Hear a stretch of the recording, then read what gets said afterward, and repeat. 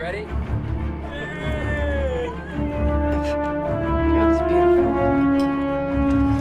No. Where's the wedding ring? Alice, you were his wife. Why aren't you? Oh, of course not. And give the prize. I really think we should do this another time. No, now's the best time. Please don't come down on us. Come on.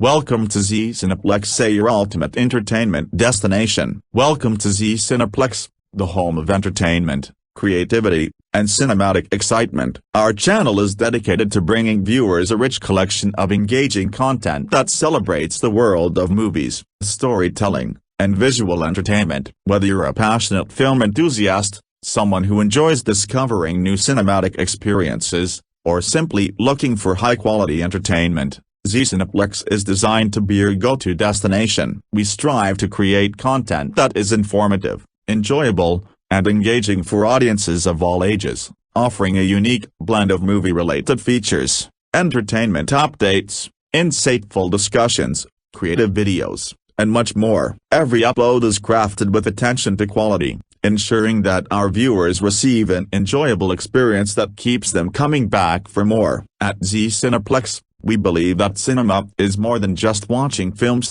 It's about experiencing emotions, exploring stories, appreciating creativity, and connecting with people who share the same passion for entertainment. Our mission is to build a vibrant community where movie lovers and entertainment enthusiasts can discover exciting content, share their opinions, and stay connected with the latest trends in the entertainment industry. We are committed to consistently improving our content, embracing new ideas, and delivering videos that entertain, inform, and inspire our growing audience. Whether you're here for movie highlights, entertainment discussions, reviews, cinematic moments, or fresh creative content, Z Cineplex promises an enjoyable journey filled with excitement, quality, and unforgettable entertainment. Join our community by subscribing, turning on notifications, and becoming part of the Z Cineplex family as we continue to explore the fascinating world of cinema and entertainment together. Thank you for your support, and welcome to Z Cineplex, where every video brings entertainment to life. Evil Dead Burn is a 2026 American supernatural horror film directed by the copyright Sebastien Vanicek, who co-wrote the screenplay with Florent Bernard, produced by Rob Tapert and Evil Dead franchise creator Sam Raimi under Ghost House Pictures. The film serves as a direct sequel to Evil Dead Rise, 2023, and the sixth installment in the long-running Evil Dead series. Continuing the franchise's tradition of combining visceral horror, supernatural mythology, graphic violence, and moments of dark humor, the film introduces a new standalone story while remaining connected to the cursed legacy of the Necronomicon. Souheila Yacoub stars as C8 copyright list, a young woman devastated by the recent death of her husband, who travels to an isolated countryside farmhouse to spend time with her late husband's estranged family in an attempt to heal from her overwhelming grief. However, the family's fragile reunion is shattered when the discovery of the ancient Book of the Dead unleashes an ancient demonic force that possesses members of the household one by one, transforming them into grotesque and bloodthirsty deadites. As the supernatural evil spreads throughout the secluded property, C8 copyright list and the remaining survivors are forced onto a desperate fight for survival against increasingly horrifying creatures while confronting guilt, trauma, and long-buried family secrets. Trapped with no escape and surrounded by relentless demonic forces, the survivors must rely on their courage and ingenuity as they battle unimaginable horrors in a brutal struggle that pushes them to their physical and emotional limits. The supporting cast includes Tandi, Wright, Hunter Doohan, Lucien Buchanan, Errol Shand, and Maud Davey, each portraying members of the doomed family whose relationships are tested as the evil consumes those closest to them. Development of the sixth Evil Dead film was officially announced in February 2024, shortly after the commercial success of Evil Dead Rise. Sam Raimi selected French filmmaker S.A. copyright Bastien Vanicek to write and direct the project after being highly impressed by his critically acclaimed creature horror film Infested, 2023, praising his ability to create relentless tension, claustrophobic atmosphere, and inventive horror sequences. Vanicek reunited with longtime collaborator Florent Bernard to develop the screenplay, aiming to preserve the franchise's signature blend of extreme horror and black comedy while introducing fresh characters, expanded mythology, and a more emotionally grounded story centered on grief, family, and survival. Raimi and Rob Tapert returned as producers through Ghost House Pictures, continuing their long-standing involvement with the franchise and supporting Vanicek's creative vision. In December 2024, Vanicek officially unveiled the title Evil Dead Burn and confirmed that the film would receive a theatrical release in 2026. Casting began in May 2025, with Souheila Yacoub chosen for the lead role following her acclaimed dramatic performances, while Hunter Doohan, Tandi, Wright, Lucien Buchanan, Errol Shand, and Maud Davey joined the ensemble cast. Principal photography commenced in July 2025 and continued through October 2025 across multiple locations in New Zealand, whose dense forests, rugged mountains, and isolated rural landscapes provided the perfect backdrop for the film's bleak atmosphere. The production placed heavy emphasis on practical makeup effects, prosthetics, animatronics, and elaborate creature designs, complemented by selective visual effects to enhance the Deadites without sacrificing the gritty realism that has defined the series. Vanicek also sought to distinguish the film visually by utilizing harsh natural environments,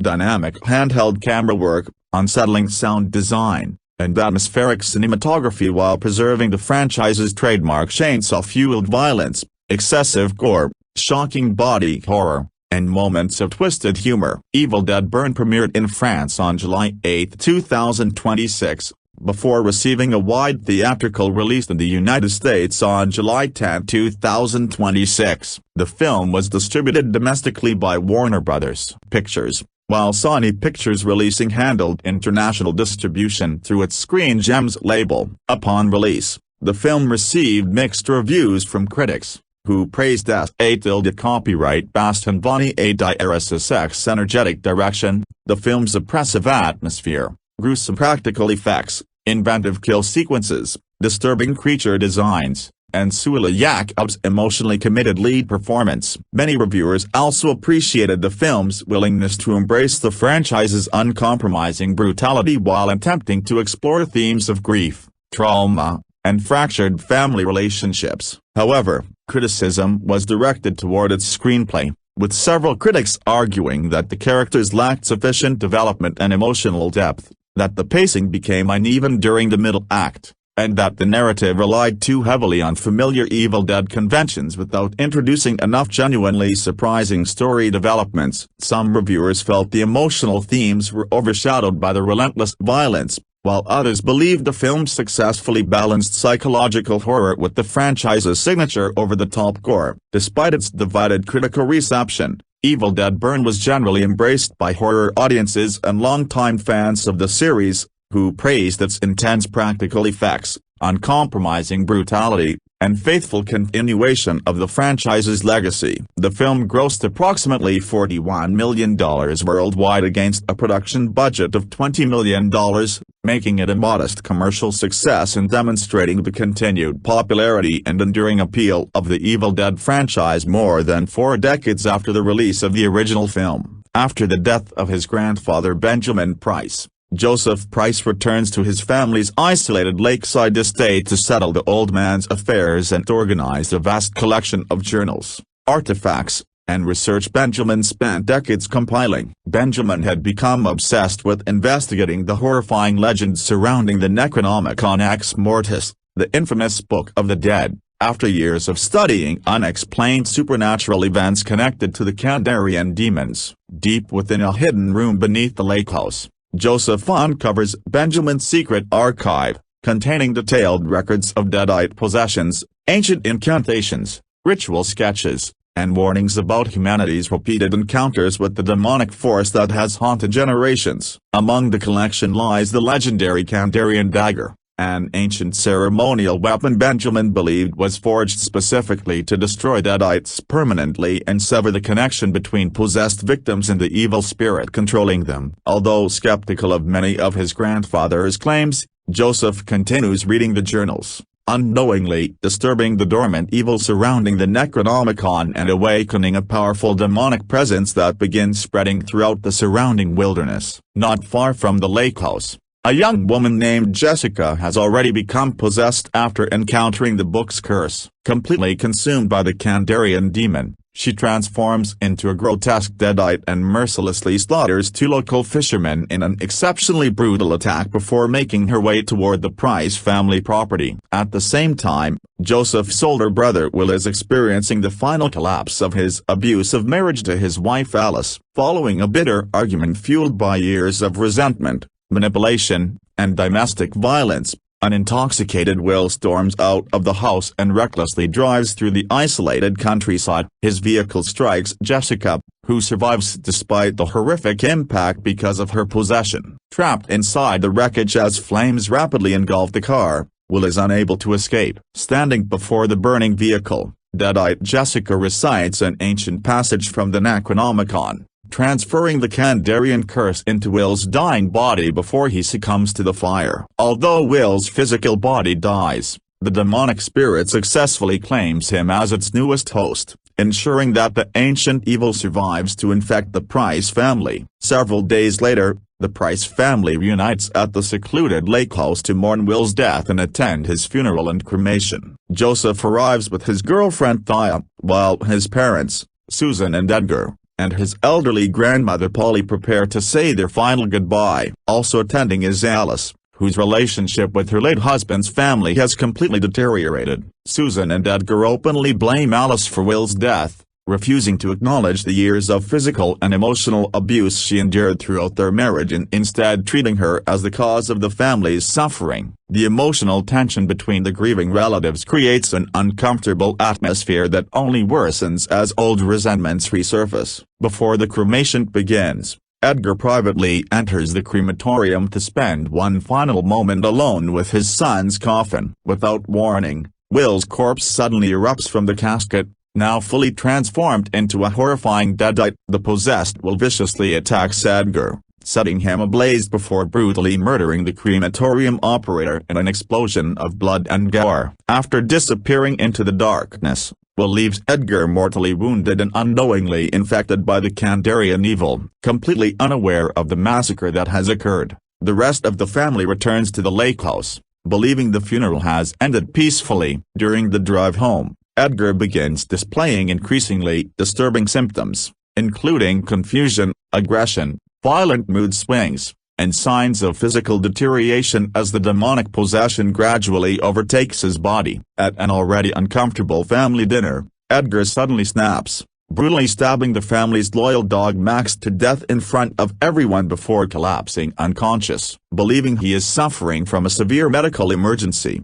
Joseph and Thea rush Edgar into the family vehicle and attempt to drive him to the nearest hospital. Before they can reach civilization, Edgar fully transforms into a deadite. He violently mutilates Thea by tearing away several of her fingers before savagely murdering her inside the moving vehicle. Edgar's attack causes the car to crash, leaving Joseph seriously injured but able to escape into the surrounding forest. Meanwhile, back at the lake house, Alice discovers Benjamin's hidden research chamber beneath the house. Fascinated by the strange writings, she nearly reads aloud from the Necronomicon before being attacked by the now possessed Max. Forced into a desperate struggle, Alice kills the infected dog in self-defense, finally realizing that Benjamin's horrifying research was not madness but a terrifying record of real supernatural events. Joseph eventually staggers back to the lake house, only to witness what appears to be the impossible return of Thaya. Although she was murdered only hours earlier,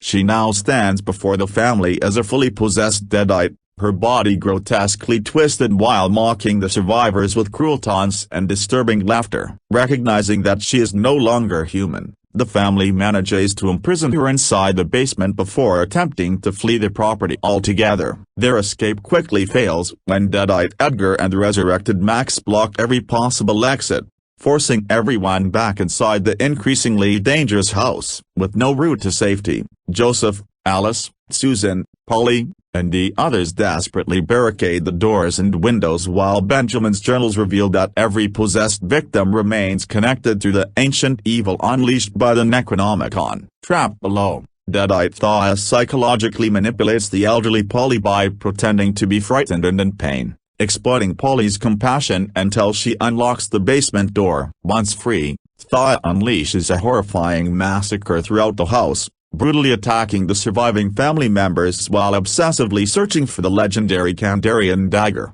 fully aware that it represents the only weapon capable of destroying the deadites forever. During an extended and savage confrontation, Joseph finally succeeds in overpowering the monstrous Thaya and repeatedly smashes her head until her body is reduced to a mangled corpse, seemingly ending her threat permanently. Unknown to the others, Polly has already been scratched and infected during her encounter with Thaya. Gradually succumbing to the Kandarian influence, Polly becomes another vessel for the demonic force. Using Susan's overwhelming grief and emotional vulnerability, deadite Polly manipulates her into opening the front door and allowing Edgar back into the house. Susan tearfully embraces and kisses her husband, unknowingly allowing the demonic infection to spread into her own body. As the possession slowly consumes her mind, Susan begins acting strangely while secretly attempting to convince Joseph to reveal where Benjamin hid the Kandarian dagger, hoping to eliminate the only weapon capable of stopping the evil once and for all. As darkness completely envelops the lake house, the surviving members of the Price family are overwhelmed by the rapidly growing army of deadites. Edgar fully abandons every trace of his former humanity and launches a relentless assault against his own family, breaking the final promise he had made to Susan that he would spare Joseph's life. The once loving father becomes a monstrous killer driven solely by the Kandarian demon's desire to spread death and suffering. Amid the carnage, Alice is forced to confront painful memories of the years of physical abuse, intimidation, and emotional manipulation she endured during her marriage to Will. Refusing to remain a victim any longer, she arms herself with a powerful rotary saw and courageously searches the house for anyone still alive. Before reaching Susan, however, Alice is ambushed by the now possessed Polly, who violently attacks her and permanently damages her right ear, leaving her partially deaf. Despite her severe injuries, Alice manages to pin Polly beneath the home's mechanical stair lift, temporarily immobilizing the elderly deadite. Elsewhere inside the house, Joseph suffers catastrophic injuries while battling Edgar and ultimately dies from his wounds, only to be claimed moments later by the Kandarian evil. Alice retreats into the bathroom alongside Susan, realizing that Susan herself is rapidly becoming possessed. She restrains her mother-in-law and finally confronts her over years of denial regarding Will's abusive behavior. In an emotionally devastating confession, Susan admits she always blamed Alice rather than accepting the truth about her son's cruelty and secretly resented her from the very beginning. Moments later, Susan completely loses control as the deadite possession fully transforms her into another monstrous servant of the Necronomicon. Escaping into the attic, Alice discovers Benjamin's concealed storage chamber and finally locates the long-hidden Kandarian dagger. Before she can escape, the newly resurrected deadite Joseph attacks her with terrifying ferocity. Following an exhausting struggle, Alice plunges the ancient dagger into Joseph, permanently destroying both his possessed body and the demon inhabiting it. With nearly every member of the Price family either dead or transformed into deadites, Alice becomes the sole surviving human trapped inside the burning lake house. Pursued relentlessly by deadites Susan and Edgar, She climbs onto the roof in a desperate attempt to escape, but accidentally drops the Kandarian dagger onto the floor below. Forced to risk her life one final time, Alice climbs back into the collapsing house through the chimney while flames rapidly consume the building around her. Armed with both the rotary saw and the recovered Kandarian dagger, she confronts the monstrous couple in a prolonged and extraordinarily violent final battle. Alice succeeds in decapitating Susan with the spinning blade before mortally wounding Edgar, finally setting the entire lake house ablaze to ensure the evil cannot reclaim the bodies. Before escaping, she also tracks down the possessed Max and permanently destroys him with the Kandarian dagger. Physically exhausted, emotionally shattered, and covered in blood, Alice collapses outside believing the nightmare has finally come to an end. However, the seemingly indestructible Deadite will suddenly emerges from the darkness, having survived every previous encounter, and relentlessly pursues her to a nearby construction site. The two engage in an extended fight through heavy machinery, collapsing scaffolding, and industrial equipment before Alice finally lures Will into a deep excavation pit filled with hot tar. Trapped beneath the thick black sludge, Will continues struggling to escape until Alice repeatedly drives a jackhammer through his body before delivering the final fatal blow with the Kandarian dagger, permanently destroying the demon that had possessed him. As the sun rises, paramedics and emergency responders finally arrive to rescue the severely traumatized Alice, who emerges as the sole apparent survivor of the Price family massacre. Yet the victory proves tragically incomplete. Unknown to the authorities, Polly escaped the burning house while still possessed. Crawling along a nearby road, she is discovered by a passing motorist who attempts to help the elderly woman. Polly suddenly scratches the driver's leg, transferring the Kandarian curse into another innocent victim and allowing the ancient evil to continue spreading beyond the Price family, ensuring that the nightmare of the Necronomicon lives on. In a post-credits scene, the film directly connects its story to the events of Evil Dead Rise. The daughter of the crematorium manager returns to the now deserted crematorium to collect her father's remaining belongings. While searching through the storage area, she discovers a forgotten urn containing the unclaimed ashes of Ellie Bixler, the primary Deadite from the previous film. Curious, she opens the container, unknowingly releasing the lingering demonic presence attached to Ellie's remains. Moments later, the possessed spirit of Ellie violently manifests before the terrified girl, brutally killing her in one final shocking sequence. The scene reveals that the curse of the Necronomicon extends far beyond the destruction of the Price family, leaving the door open for the ancient Kandarian evil to claim new victims and continue its reign of terror in future installments of the Evil Dead franchise. The film features an ensemble cast led by Souheila Yacoub as Alice Price, the story's central protagonist and emotional anchor. Alice is the estranged widow of Will Price, whose abusive marriage left her emotionally traumatized long before the supernatural horrors begin. Still carrying the psychological scars of years of domestic violence and manipulation, Alice reluctantly attends her late husband's funeral at the secluded Price family lake house in an effort to achieve closure and move on with her life. However, instead of finding peace, she becomes trapped alongside her late husband's relatives when the ancient evil of the Necronomicon unleashes a devastating Deadite outbreak.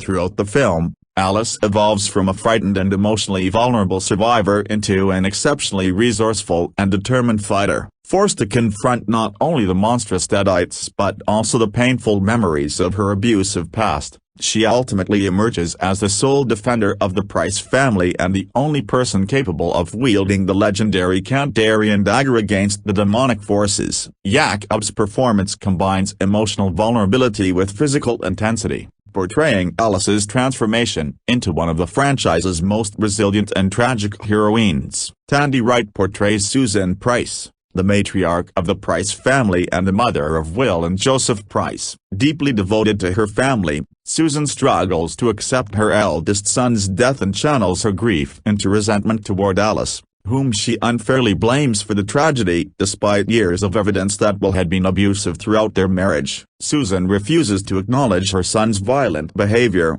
creating a strained and emotionally hostile relationship with Alice from the moment the family reunites. As the Deadite curse spreads through the household, Susan's overwhelming grief, guilt, denial, and emotional instability make her increasingly susceptible to the influence of the Kandarian evil. Her slow psychological deterioration and eventual possession form one of the film's most heartbreaking character arcs, transforming a grieving mother into one of the story's most terrifying deadites while symbolizing the destructive consequences of refusing to confront painful truths. Hunter Doohan stars as Joseph Price, Will's younger brother and the grandson of Benjamin Price, whose decades of supernatural research become central to the story. Intelligent, compassionate, and naturally curious, Joseph inherits his grandfather's fascination with the Necronomicon and secretly continues Benjamin's investigation into the ancient Book of the Dead after his death. While organizing Benjamin's hidden research archive,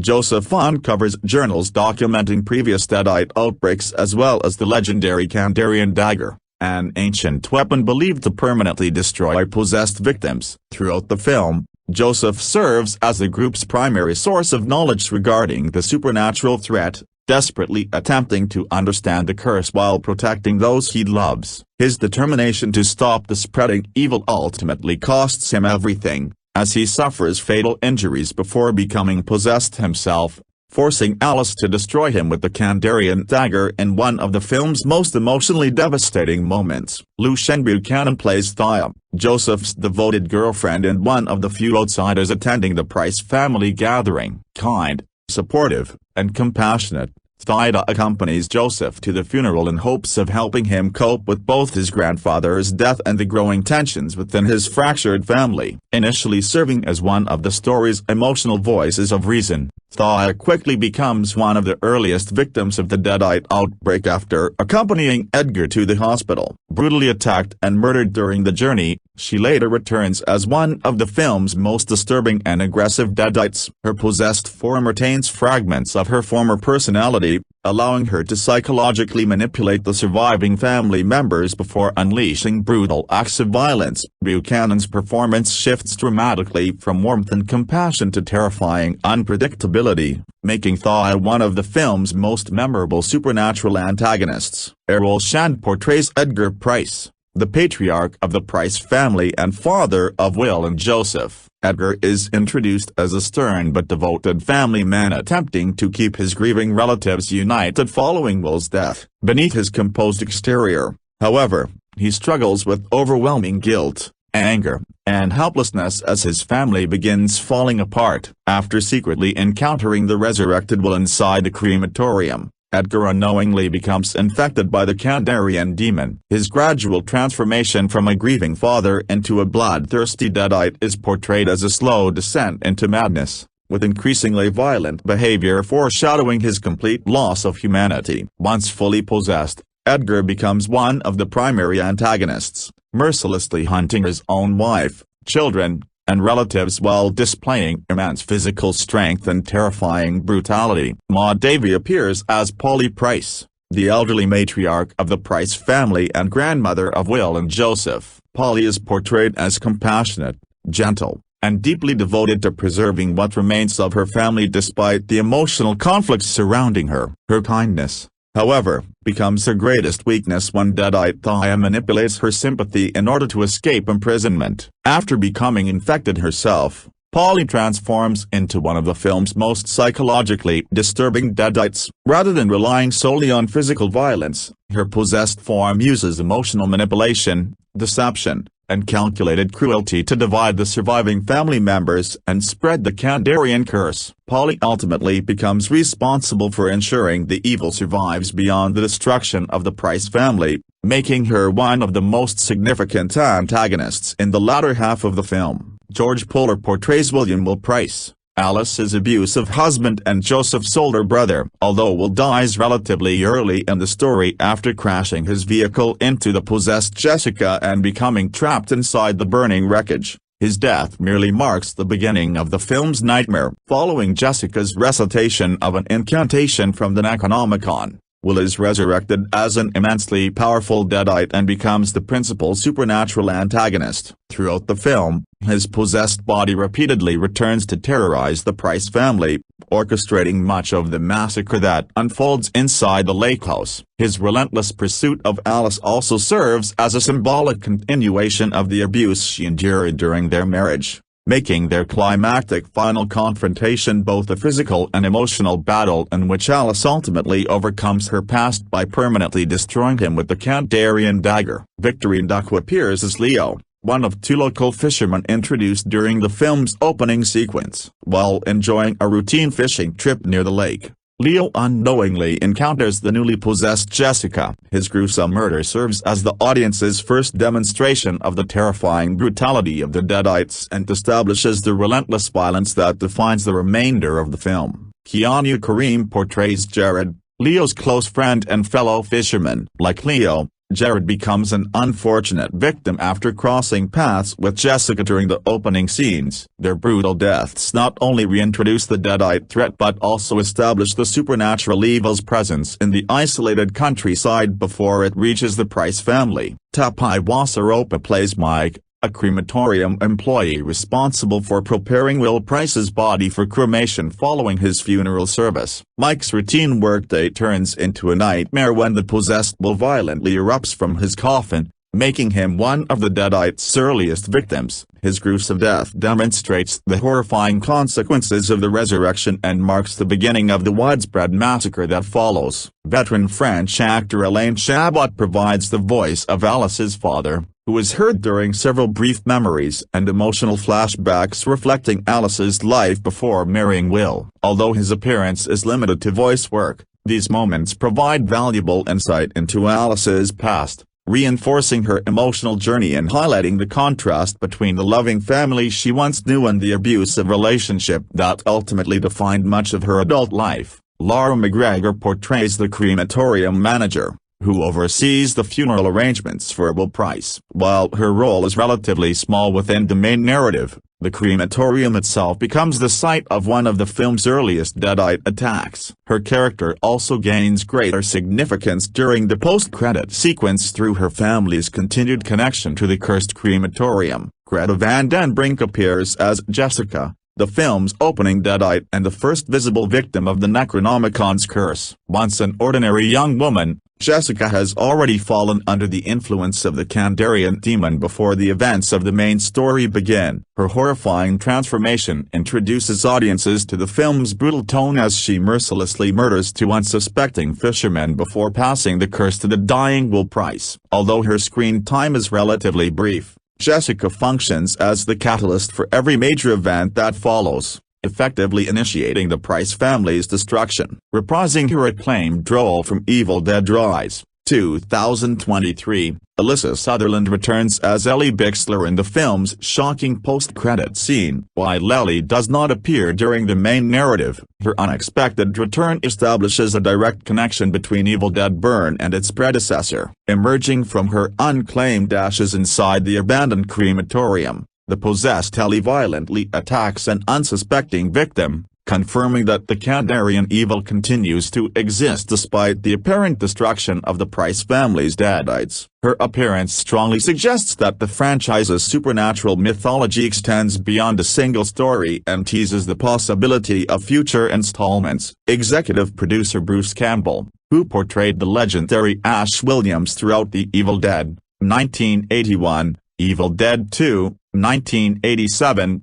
Army of Darkness, 1992, and the television series Ash vs. Evil Dead, 2015-2018, makes a subtle but meaningful cameo appearance. Rather than appearing on screen in person, Campbell is briefly featured in a framed photograph visible within Benjamin Price's collection of supernatural memorabilia. The cameo serves as a respectful tribute to the franchise's most iconic hero while acknowledging Ash Williams' enduring legacy within the broader Evil Dead mythology, delighting longtime fans without directly affecting the film's standalone narrative. Development of Evil Dead Burn officially began in February 2024. When it was announced that a new installment in the Evil Dead franchise was entering active development following the strong commercial performance and positive audience reception of Evil Dead Rise, 2023. Although initially described as a spin-off, the project ultimately evolved into a standalone sequel that would expand the franchise's mythology while introducing an entirely new cast of characters and a fresh setting. Rather than continuing the narrative established in Evil Dead Rise,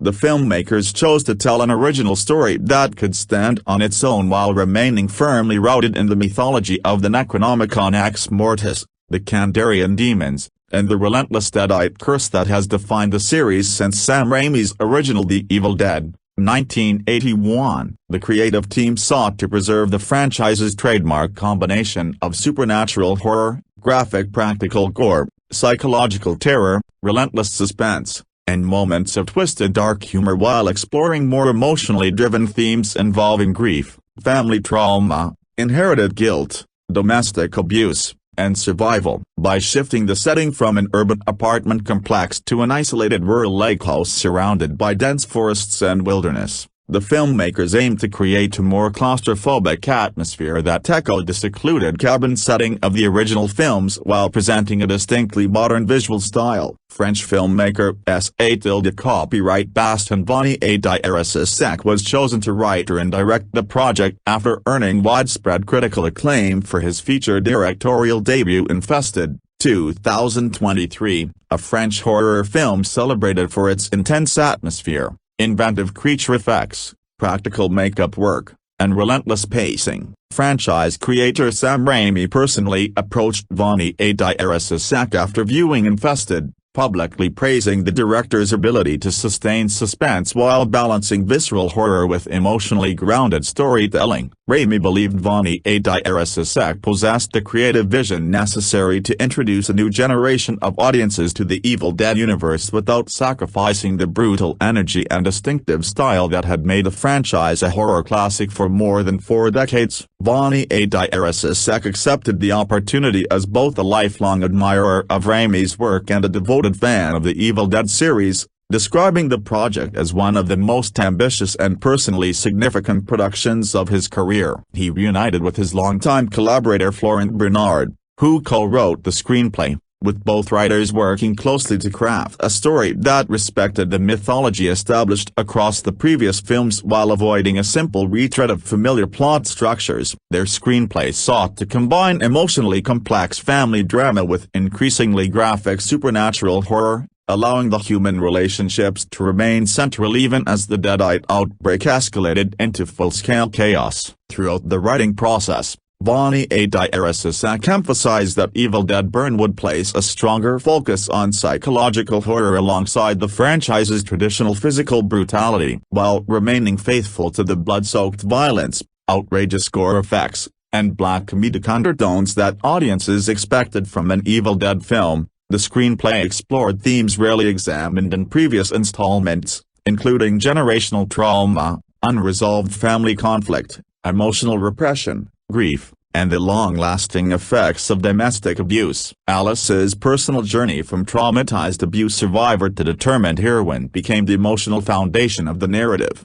giving the increasingly extreme horror sequences greater dramatic weight. The filmmakers also expanded the mythology surrounding Benjamin Price's investigation into the Necronomicon, introducing new historical details regarding the Kandarian dagger, previous Deadite outbreaks, and generations of supernatural research while intentionally leaving aspects of the ancient evil mysterious enough to preserve the franchise's sense of cosmic horror. As with previous installments, Sam Raimi and Rob Tapert returned as producers through their longtime production company Ghost House Pictures, continuing the partnership that has guided the Evil Dead franchise since its inception in 1981. Their involvement ensured that the production remained closely connected to the creative philosophy of the original films while giving Vanicek significant artistic freedom to reinterpret familiar concepts for modern audiences. Raimi remained actively involved throughout script development, providing creative guidance on story structure, pacing, mythology, and the balance between horror and dark comedy while encouraging Vanicek to establish his own distinctive directorial identity. Tappert likewise supervised many aspects of the production, helping maintain continuity with previous installments while supporting the film's ambitious practical effects and creature work. Longtime franchise icon Bruce Campbell, who portrayed Ash Williams throughout the original trilogy and the television series Ash vs. Evil Dead, returned as an executive producer after previously serving in the same role on Evil Dead Rise. Campbell worked closely with the filmmakers throughout development while also making a brief cameo appearance within the completed film as a visual tribute to the franchise's enduring legacy. Lee Cronin, director of Evil Dead Rise, also joined the project as an executive producer, providing additional creative support and helping ensure thematic continuity between the two most recent entries despite their independent storylines. During development, the filmmakers repeatedly emphasized that Evil Dead Burn was designed to function as a standalone experience for audiences unfamiliar with previous installments while simultaneously rewarding longtime fans through subtle references, expanded mythology, and visual callbacks to earlier films. Rather than relying on returning protagonists, the story introduced an entirely original family whose emotional conflicts become inseparable from the supernatural nightmare surrounding them. Vanicek also expressed his desire to create deadites that felt simultaneously familiar and uniquely terrifying, incorporating disturbing body horror, grotesque practical makeup effects, unsettling physical performances, and psychologically manipulative behavior inspired by the earliest entries in the franchise. Considerable attention was devoted to designing new creature effects, practical prosthetics, and elaborate gore sequences that paid homage to Tom Sullivan's iconic work on the original trilogy while utilizing modern filmmaking techniques to heighten realism without overwhelming the practical artistry that defines the series. In May 2025, the production officially entered its casting phase with the announcement that Souheila Yacoub had been selected to portray the film's lead character, Alice Price. Yacoub's casting attracted significant attention within the horror community due to her acclaimed performances in both European independent cinema and international productions. The filmmakers praised her ability to combine emotional vulnerability with physical resilience, describing her as the ideal performer to portray a protagonist whose psychological trauma would be as important to the story as the supernatural horrors surrounding her. Vanicek explained that Alice was intentionally written as a more emotionally complex Evil Dead heroine, requiring an actress capable of carrying both intimate dramatic scenes and physically demanding horror sequences. During the same period, it was officially confirmed that Evil Dead Burn would be co-financed by New Line Cinema and Sony Pictures, representing another collaboration between the two studios following their previous involvement with different entries in the franchise. New Line Cinema returned after producing Evil Dead Rise and previously distributing the original The Evil Dead in North America, while Sony Pictures participated as a co-financing partner after producing the 2013 Evil Dead reboot through TriStar Pictures and continuing to distribute the original 1981 film in several international markets. The partnership reflected both studios' ongoing confidence in the commercial viability of the long-running horror franchise and their shared commitment to expanding its future. Later in May 2025, the principal ensemble cast continued to grow with the announcement that Hunter Doohan, Lucien Buchanan, and Tandi Wright had joined the production as Joseph Price, Souheila, and Susan Price, respectively. Their casting established the emotional core of the Price family, around whom the film's escalating supernatural events revolve. Over the following weeks, Errol Shand, Maud Davey, George Puller, Victorine Duck, Kiana Kareem, Tapai Wasaropa, Greta Van Den Brink, Laura McGregor, and Elaine Chabot were added to the supporting cast, completing an ensemble that blended internationally recognized performers with emerging New Zealand and European talent. The filmmakers intentionally assembled actors capable of portraying believable family relationships before subjecting those characters to increasingly horrific supernatural transformations. Throughout pre-production, Vanicek conducted extensive rehearsals with the cast to strengthen the emotional dynamics between the Price family members, Believing that authentic relationships would heighten the impact of the film's violence and possession sequences, equal attention was devoted to the demanding physical performances required for the Deadites, with actors working alongside movement coaches, stunt coordinators, prosthetic designers, and special makeup teams to create disturbingly unnatural body language and facial expressions. This preparation reflected Vanicek's commitment to grounding the film's relentless horror and emotionally authentic performances,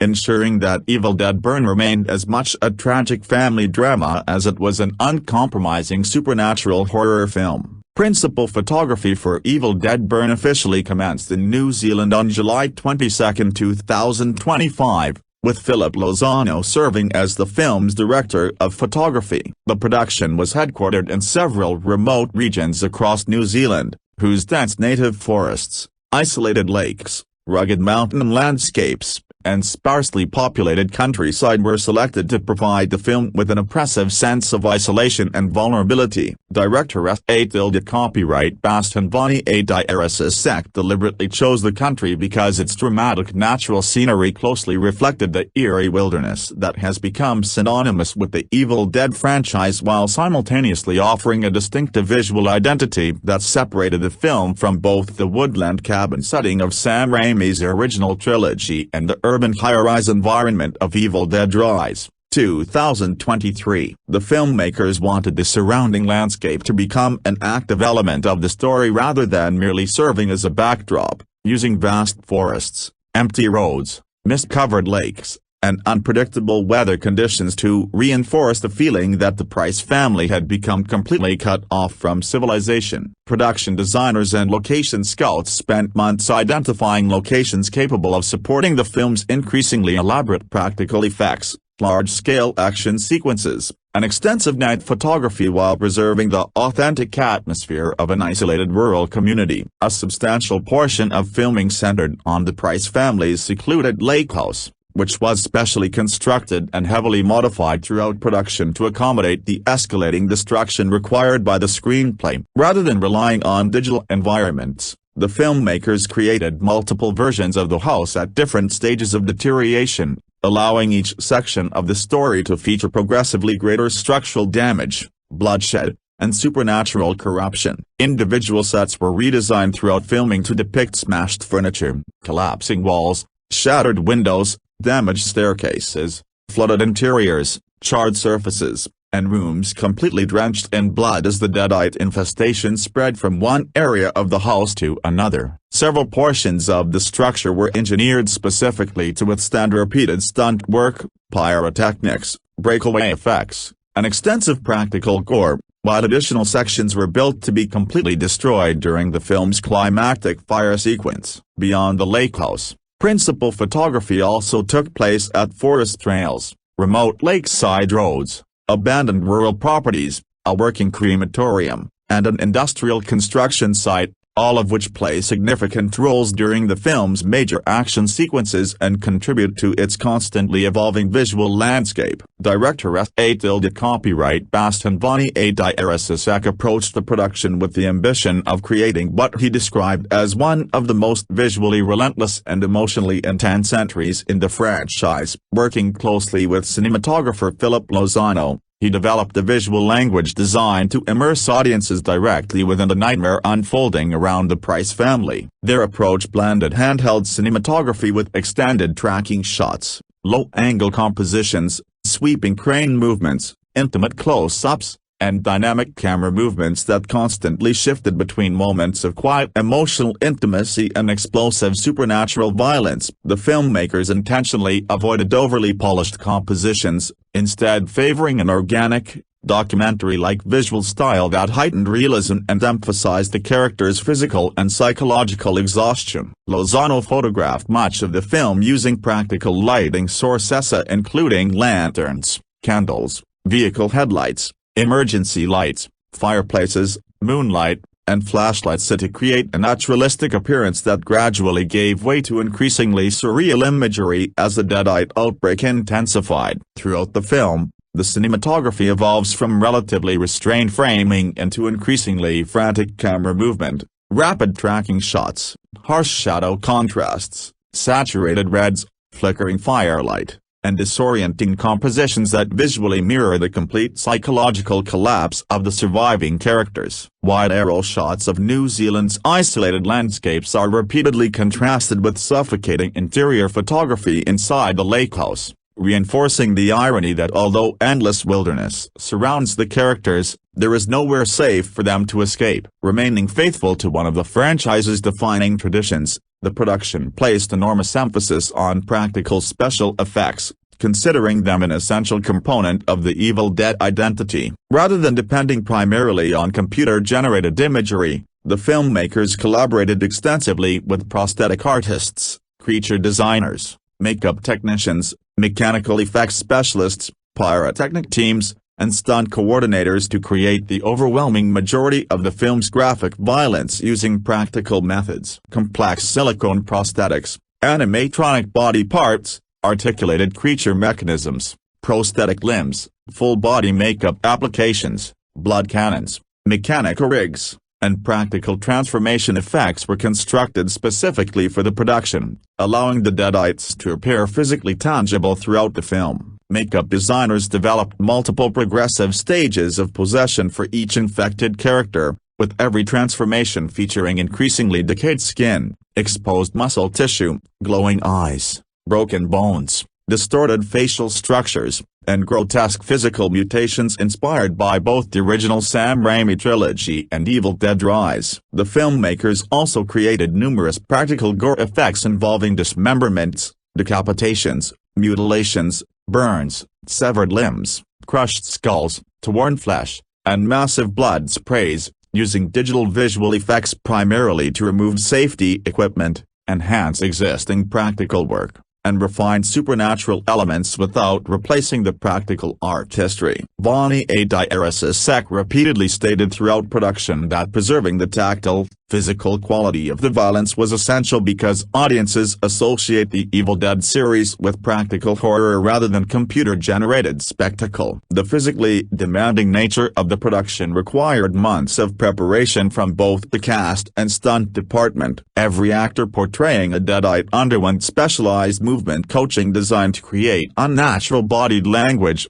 disturbing facial expressions, sudden spasmodic movements, and unpredictable physical behavior unique to each possessed character. Rather than portraying the Deadites as identical monsters, the performers collaborated closely with Vanicek to develop individualized styles of movement reflecting fragments of each character's former personality beneath the demonic possession. Many cast members spent between 3 and 6 hours each day undergoing extensive prosthetic makeup applications, while some of the more elaborate Deadite transformations required full-body prosthetics, articulated facial appliances, specialized contact lenses, dental prosthetics, wigs, and multiple layers of silicone effects. Souheila Yacoub, whose character Alice remains at the center of nearly every major action sequence, completed extensive physical training before filming began and performed a substantial number of her own stunt sequences. These included prolonged fight choreography involving rotary saws,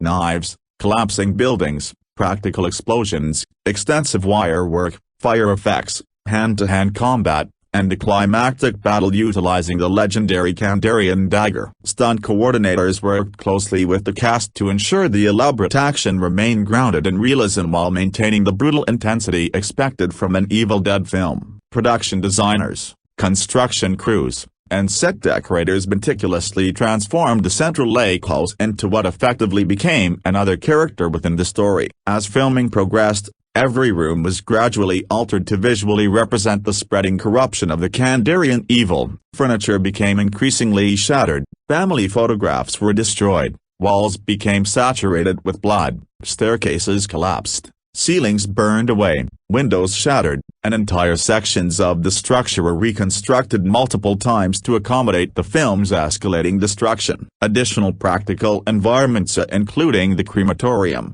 surrounding woodland, lakeside roads, abandoned rural buildings, and industrial construction site were similarly designed to maintain visual continuity while offering distinctive locations for several of the film's most memorable horror sequences. Particular attention was devoted to environmental storytelling, allowing bloodstains, structural damage, scorch marks, and decaying interiors to illustrate the progression of the deadite infestation without relying solely on dialogue. Filming continued over nearly 3 months under an ambitious production schedule that balanced emotionally driven dramatic performances with technically demanding practical effects, large-scale stunt work, pyrotechnics, creature performances, and extensive overnight shoots. Many of the film's most elaborate sequences required weeks of preparation, with practical effects teams, stunt coordinators, cinematographers, and production designers working simultaneously to execute complex scenes involving large quantities of artificial blood, controlled fires, collapsing sets, mechanical creature effects, and multiple deadite performers. Despite the production's considerable logistical challenges including difficult outdoor locations, rapidly changing weather conditions, elaborate prosthetic makeup, extensive night filming, and the coordination of large practical destruction sequences, the shoot remained largely on schedule. Principal photography officially concluded on October 17, 2025, bringing approximately 12 weeks of live-action production to a close. Following the completion of filming, Evil Dead Burn entered an extensive post-production process involving editing, sound design, visual effects, color grading, musical scoring, dialogue replacement, and the seamless integration of practical and digital effects. Editors worked closely with Vanicek to maintain the film's relentless pacing while preserving the emotional weight of the Price family's tragedy. Visual effects artists focused primarily on enhancing the practical creature work,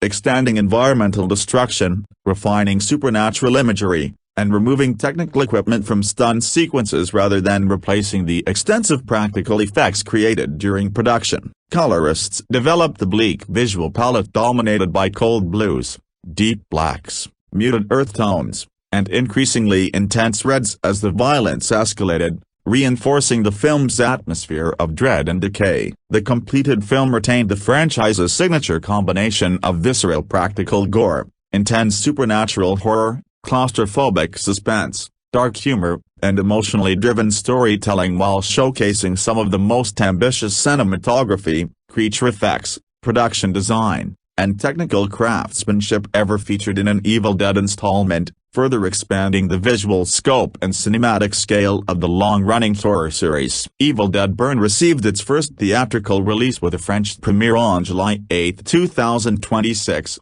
Before expanding into the United States and wider international markets on July 10, 2026. Serving as the sixth feature film in the long-running Evil Dead franchise, the movie was released exclusively in theaters rather than debuting through a streaming platform, reflecting the studio's confidence in the franchise's ability to attract audiences on the big screen. The theatrical release continued the momentum established by Evil Dead Rise, 2023, which successfully revived interest in the series by combining the franchise's traditional horror elements with a modern production approach. With Evil Dead Burn, filmmakers and distributors aim to preserve the cinematic experience associated with the series, allowing audiences to fully experience the film's aggressive sound design, practical gore effects, intense atmosphere, and large-scale horror sequences in theaters. The North American theatrical distribution was handled by Warner Bros. Pictures,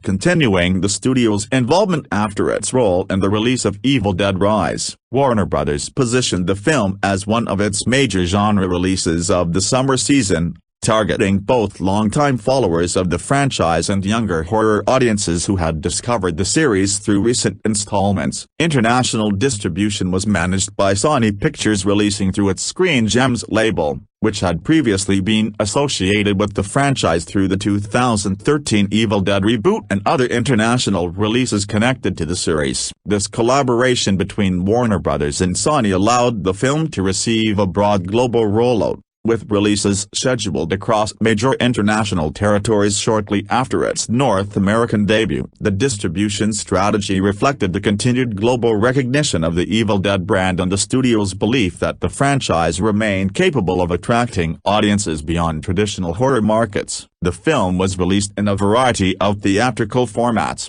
including standard digital cinema presentations and selected premium large-format screenings. The filmmakers encouraged audiences to experience the movie theatrically due to its extensive use of practical effects, immersive cinematography, and elaborate sound design. The large-scale deadite sequences, intense action scenes, and atmospheric rural environments were specifically crafted to benefit from the scale and impact of a theatrical presentation. The sound mix placed particular emphasis on creating an overwhelming horror experience, using sudden audio shifts, unsettling environmental sounds, demonic voices, and explosive action effects to heighten tension. The release strategy focused on presenting Evil Dead Burn as a cinematic horror event rather than simply another franchise continuation, emphasizing the unique visual and sensory qualities that separated it from streaming-oriented genre productions. Originally, Evil Dead Burn was scheduled to arrive in theaters on July 24, 2026.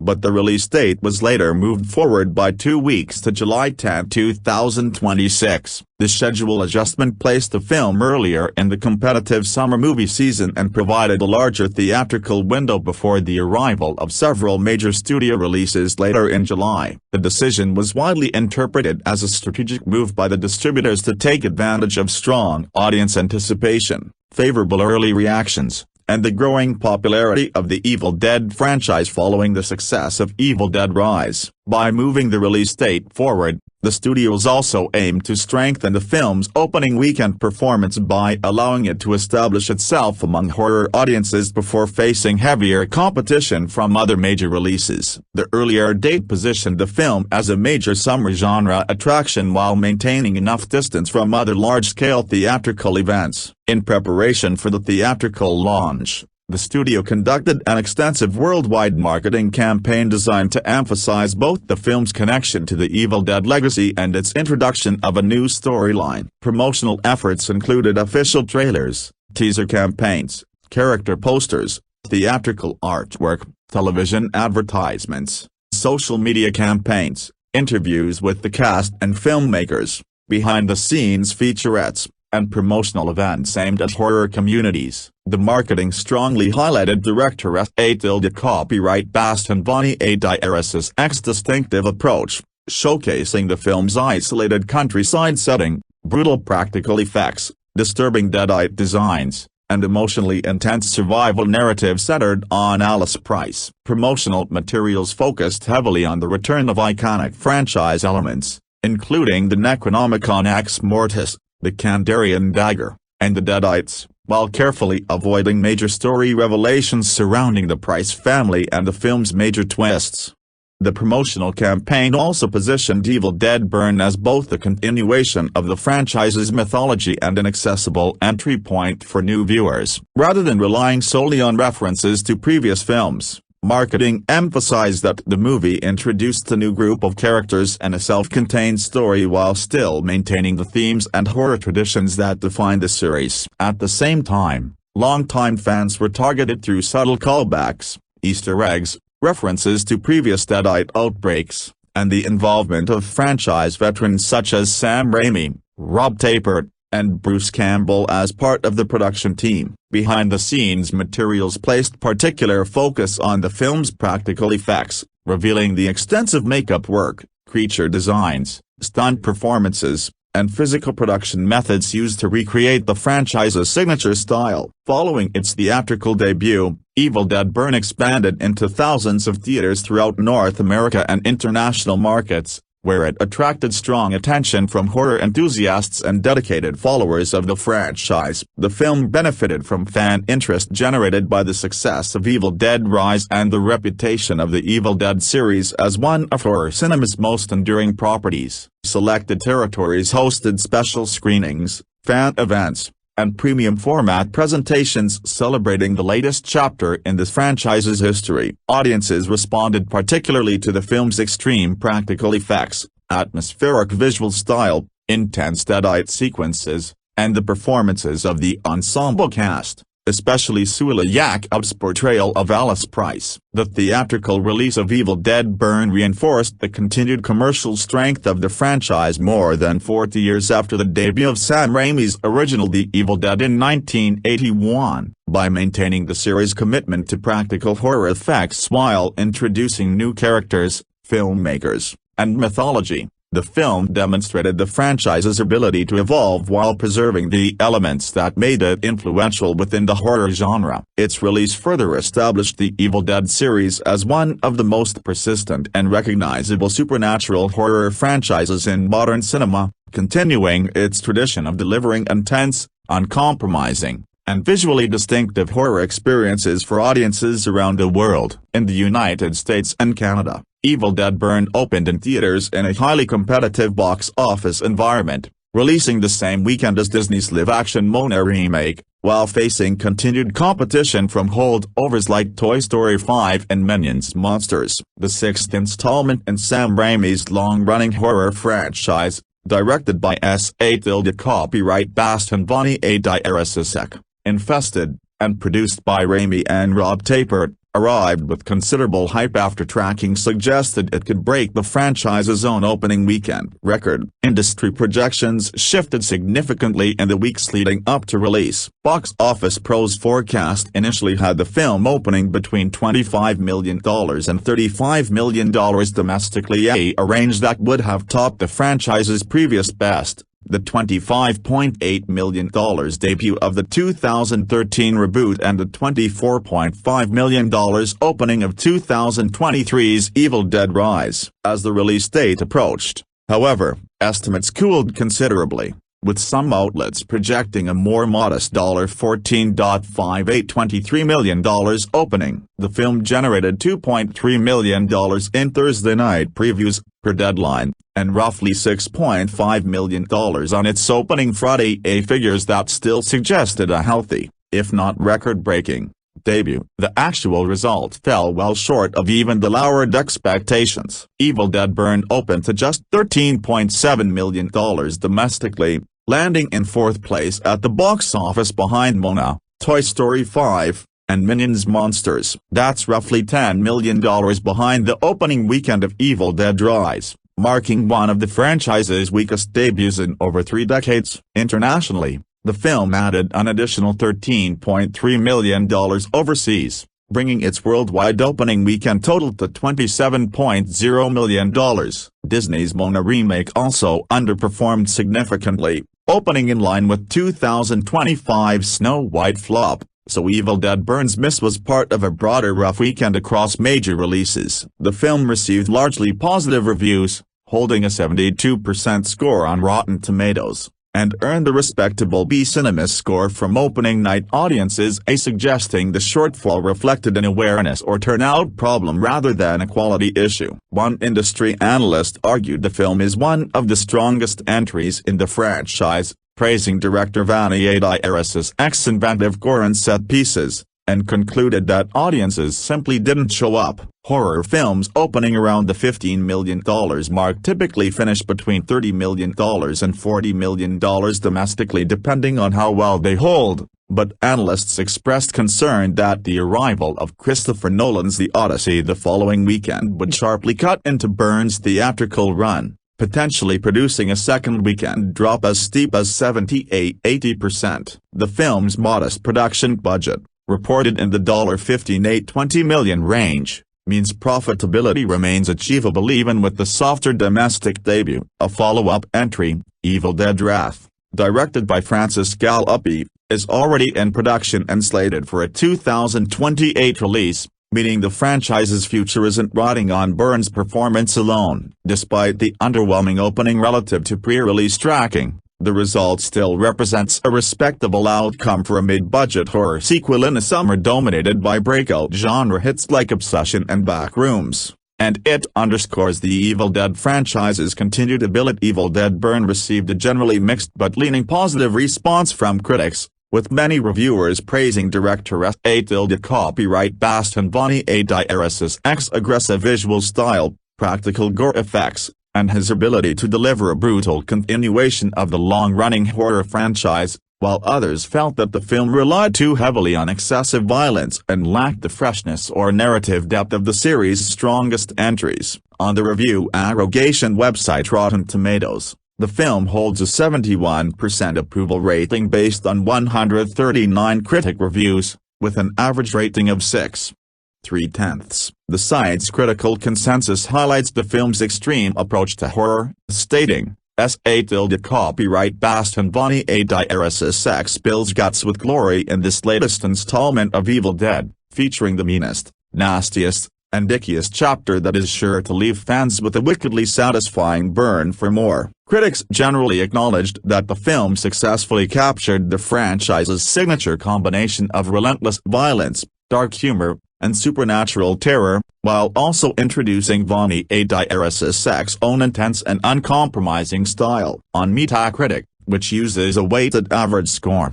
Evil Dead Burn received a score of 55 out of 100 based on 34 critics, placing the film in the category of mixed or average reviews. The Metacritic response reflected the divided critical opinion surrounding the film, with some critics praising its commitment to old-school practical horror and its willingness to push the boundaries of brutality, while others argued that the extreme gore and chaotic energy sometimes overshadowed character development and storytelling. In France, where the film was first released, it received a relatively favorable response from local critics on a low copyright, earning an average rating of 3.6 out of 5 based on 30 reviews. French reviewers particularly noted Vanicek's ability to bring a distinctive European horror sensibility to the Evil Dead universe, emphasizing the film's oppressive atmosphere, physicality, and creative approach to supernatural violence. Audience reactions were somewhat more positive than the overall critical consensus. Viewers surveyed by CinemaScore awarded the film an average grade of B on an A+ to F scale,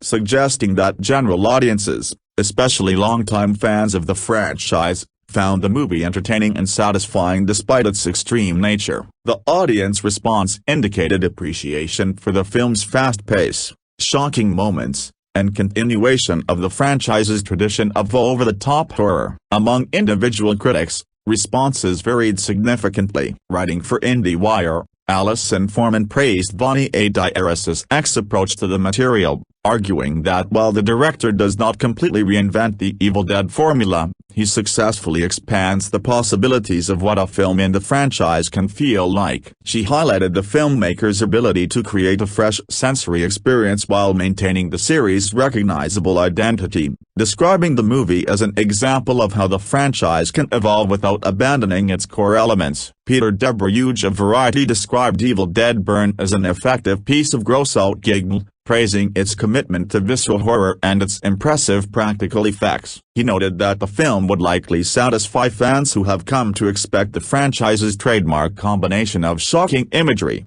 physical effects, and extreme horror sequences. Debreuge viewed the film as a successful example of modern practical effects-driven horror that embraces its outrageous nature rather than attempting to soften it. However, not all critics were impressed by the film's approach. Brian Tallarico of RogerRabbit.com gave Evil Dead Burn 2 out of 4 stars, criticizing what he considered an overwhelming focus on brutality and excessive visual aggression. He argued that although the film delivers the intense horror elements expected from the franchise, its relentless violence and style-driven filmmaking sometimes come at the expense of stronger storytelling and emotional engagement. Tallarico ultimately described it as a film mainly suited for dedicated franchise fans and completists rather than viewers looking for a more balanced horror experience. Overall, Evil Dead Burn was viewed as a divisive but effective entry in the franchise. Critics largely agreed that copyright Sebastien Vanicek delivered one of the series' most extreme and visually aggressive chapters,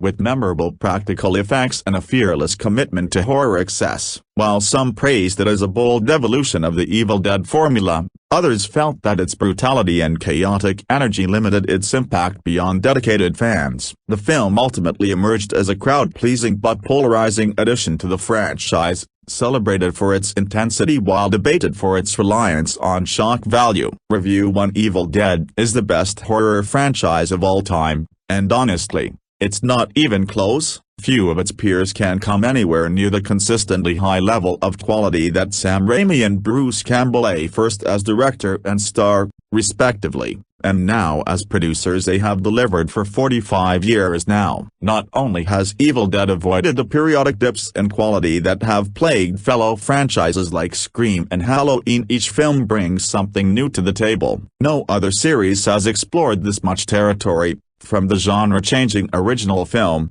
to the horror comedy blend of Evil Dead 2, the pivot into fantasy of Army of Darkness, and the dread-inducing return to basics horror of 2013's Evil Dead, a remake so good that most fans and even the film's director consider it canonical. 10 years after the 2013 film, the franchise made an official theatrical comeback with Lee Cronen's Evil Dead Rise, a tale of gory family trauma that clawed its way out of streaming-only limbo to become the highest-grossing Evil Dead movie by a mile. The film was such a success that not one but two sequels were announced, Evil Dead Burn and 2028's Evil Dead Wrath. None of this, of course, guaranteed anything about the quality of Evil Dead Burn. Even the most immaculate horror franchises aren't immune to a stinker every once in a while. Cough Scream 7 cough. Is Evil Dead Burn the one to finally crack under the pressure? Hardly. Director S. Copyright Bastien Vanicek oversees a frightening, funny entry that's a worthy successor to all that came before. The latest nightmare to grace the Evil Dead universe centers on Alice, Souheila Yacoub, a young French woman whose husband, George Puller, is killed in a tragic accident. Following his death, Alice is forced to spend some time in a quaint house in the woods with her in-laws, both of whom blame her for their son's death. Unfortunately, there are bigger problems afoot than family conflict. The group is soon targeted by infamous undead demons known as Deadites, who will stop at nothing to tear everybody to shreds, both physically and psychologically. Similarly to Evil Dead Rise, the film begins with the cold open that's mostly disconnected from the rest of the core story. One of Evil Dead Burn's few low points is this opening sequence, which features somewhat choppy editing that leaves something to be desired. Thankfully, once the perspective shifts to Alice's tale, the film picks up almost immediately and moves at a lightning-fast pace until the finish line. Yacoub's Alice is a wonderfully compelling character, one who feels like a perfect successor to the series' previous heroes. Without giving too much away, her story isn't just about hacking demon-possessed corpses to pieces. It's rich with deep, culturally relevant thematic subtext. Much like Beth, Lily Sullivan's allegorical tale of becoming a mother in Rise, Hunter Doohan, Lucian Buchanan, Errol Shand, Maud Davey, and especially Tandi Wright as Alice's passive-aggressive mother-in-law round out a remarkably strong ensemble as well. Copyright Bastien Vanicek proves himself the perfect director for Evil Dead Burn. Evil Dead Rise turned Lee Cronin into a major name in the horror world, and history seems to be repeating itself with Evil Dead Burn director Copyright Bastien Vanicek. After the opening's minor choppy editing issues, Vanicek's film fires on all cylinders, delivering a frequently jaw-dropping horror spectacle. There are some shots and sequences that are so expertly directed, it's a shock to find out that this is only Vanicek's second feature. It feels like he somehow manifested the spirits of every great Evil Dead director before him, especially during a delightfully bonkers finale that has some of the best shots in the entire franchise, which is saying something. While Evil Dead Burn is filled with the expected tension and genuinely scary moments, one of the more surprising elements is how funny it is. Don't expect Alice to be cracking jokes, say Lash Williams, but Vanicek expertly utilizes some great sight and sound gags that don't detract from the film's meaningful commentary on grief and abuse. The result is one of the franchise's best mixes of horror and comedy since Evil Dead 2, genuinely frightening in some moments and absolutely hysterical during others. Evil Dead Burn, like every installment before it, also makes excellent use of practical effects. From graphic kills to disturbing gore, even the most over-the-top moments feel authentic and believable because of this. That said, it does have a bit more CGI than the average Evil Dead film. While some may call that sacrilegious, It's used cleverly and sparingly enough to the point where it's largely a non-issue. Arguably, the centerpiece of any Evil Dead movie is its third act, in which just about everything goes awry, culminating in a completely unhinged and bloody spectacle. That is very much the case here, and in a franchise where every finale has hit, this one might hit the hardest. Vanicek and the rest of the cast and crew use every tool in their arsenal to craft a finish that includes everything from a complex wonder to a shot in which a broken mirror completely changes the scene's perspective. It is a breathtaking ending, and one that will delight fans of the franchise. While Evil Dead Burn may not have a deadite antagonist on the same level as Evil Dead Rises' Ellie, Alyssa Sutherland, it is a compelling addition to a horror franchise that just keeps hitting. The characters have depth, the action, scares, and comedy are all in line with Sam Raimi's signature style, and it has a third act that is nothing short of unforgettable. In truth, there is one word and one word only that can accurately describe Evil Dead Burn: groovy. Evil Dead Burn hits theaters on Friday, July 10th. 2 Evil Dead Burn, 2026. 107 minutes, rated R. For a broken bar, take a wild guess. Directed by S.A. Copyright Sebastien Vanicek. Written by S.A. Copyright Sebastien Vanicek and Florent Bernard. Produced by Rob Tapert and Sam Raimi. Starring Souheila, Yacoub, Tandi, Wright, Hunter Doohan, Lucien Buchanan, Errol Shand, and Maud Davey. Cinematography by Philip Lozano. Edited by Maxime Caro. Music by Xavier Cox, Douglas Cavanagh and Double Danger. From New Line Cinema, Screen Gems, Ghost House Pictures, opening July 10th via Warner Brothers. Domestically, opening July 10th via Sony. Overseas, I don't have a clue about the continuity of this franchise, other than the initial Sam Raimi directed, Bruce Campbell starring trilogy, followed by Fede Alvarez's 2013 All Pain No Pleasure, not a criticism, remake of the original The Evil Dead. I can affirm, for reasons that are made immediately clear, that S.A. Copyright Sebastien Vanicek's Evil Dead Burn, opening in theaters this weekend, is a direct sequel to Lee Cronin's Evil Dead Rise. That early 2023 release was supposed to go straight to HBO Max before David Zaslav released it in theaters to franchise high fortune and glory. $145 million worldwide.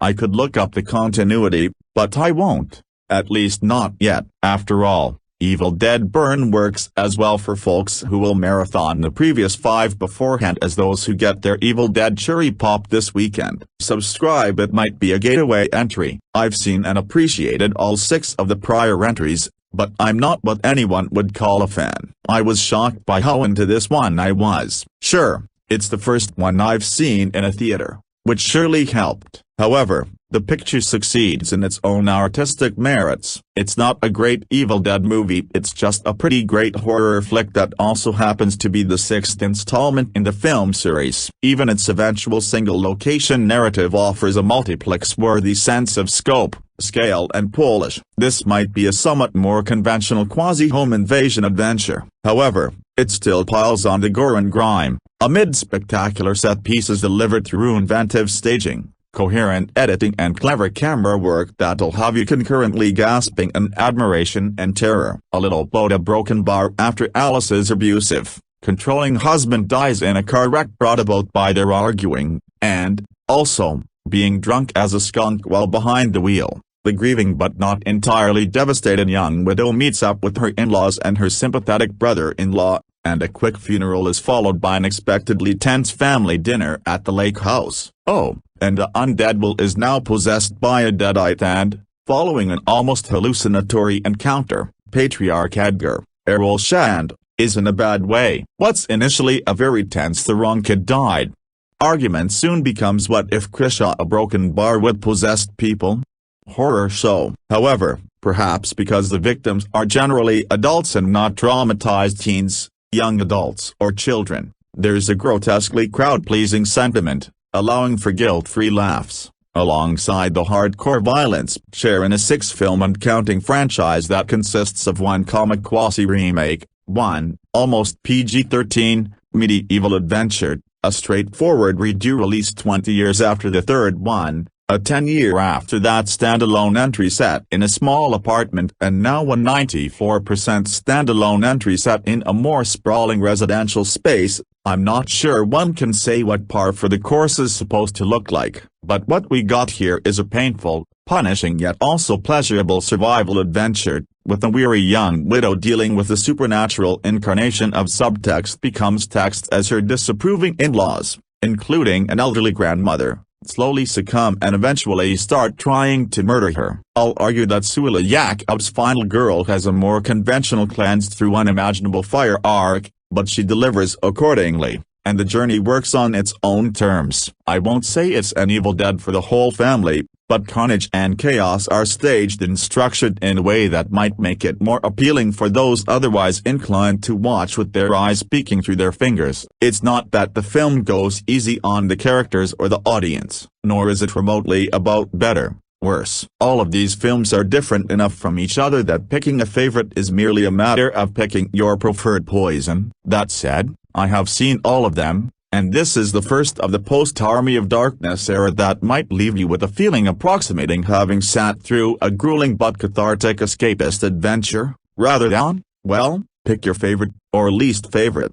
French New Extremity Endurance Test. Leave a comment. Yes, there's a dash of new French extremity, even if it's not as can you take it challenging as a Martyrs or as explicitly political as a Frontiers. Sorry for the name dropping. It's a bad habit, but it lets me avoid giving away all the best set pieces and gags. Beyond S.A. Copyright Bastien Vanicek X clear intended for theaters from the get-go ambition, even if it wasn't much more expensive than the roughly just under $20 million Evil Dead rise. The cast is aces in a story that allows a certain amount of empathy for even the least sympathetic family members. Alongside Yacoub, Tandi Wright stands out as a judgmental but long-suffering matriarch who, almost as a karmic, if certainly disproportionate, punishment, bears witness to her family being, metaphorically and or literally, torn asunder before she gets her proverbial turn. As someone who has become increasingly inclined to treat an attached IP less as a reason for excitement than a hurdle to be overcome,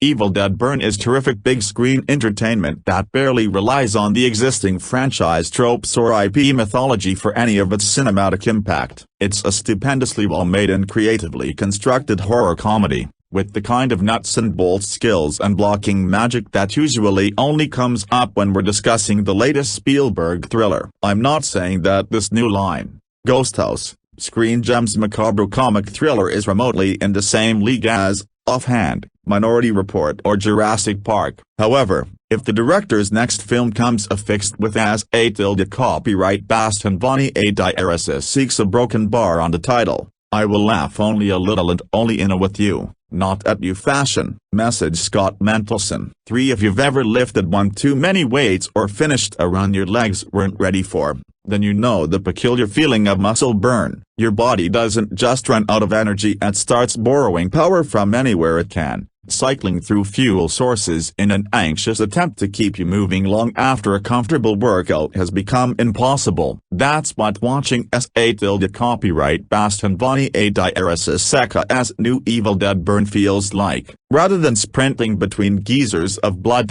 although there is still plenty of that at the latest entry in executive producer Sam Raimi's mainstay zombie saga consistently shifts the type of exertion it wants from its audience. 1 minute you're watching a family drama set in a rural house infused with grief and blame. Next, it's a brutal slapstick effort soaked in bodily fluids and featuring the most violent use of an open dishwasher that cinema has ever seen. Finally, Evil Dead Burn becomes an almost lyrical supernatural nightmare, lingering over moments of brutality with a dreamlike reverence that appears as inspired by French genre history as the American splatter classics that first made the Deadites famous. By the time Vanicek's monsters are done contorting victims into inventive new shapes, the 6th Evil Dead goes beyond your average endurance test to enforce a mental workout that hurts in a mostly good way. Not every repetition builds real artistic muscle. Suffice to say, there are beats in this thing that could rival Army of Darkness for the series' most goofy,